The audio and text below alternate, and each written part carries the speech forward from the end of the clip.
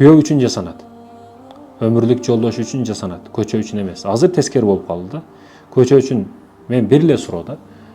Көчөгө ким үчүн жасанып атасың, эмне максатта жасанып атасың? Үйгө келет, жыртык шляпканы баягы сасык көйнөгүн кийип алат.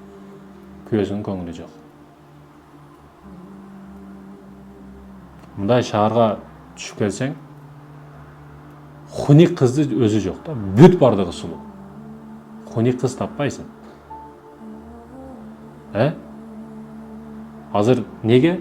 Бүт баягы красота салону, красотасы дагы бирдекелери көп чыгып, мындай кичинекей безектерди берип эле, бирдеке химикаттарды коюп, кытайский ар бир адам сулуу болуп атат азыр. Эми эркек кишиге жасаныш мүмкүн эмес экен, төрөлгөндө кандай сулуу болсоң сулуу болуп калдың, болбосо өмүр бою ошо сулуу эмес бойдон калып кетет экенсиң. Аял кишилер өзгөрөт экен.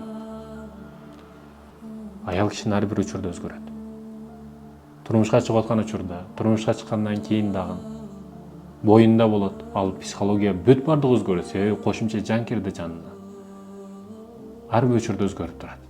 Жада калса айткан сөзү убадасын дагы кайтып беришке болот бул аял кишине. Аял киши ошондой кыйын маселе өтө. Не максатта? Күйөөң үчүн жасанат экенсиң. Аллахтын ыраазы үчүн күйөөң үчүн жасанасың. Бардык химикатыңды башлаганда ошо күйөөң үчүн көрсөтөт экенсиң.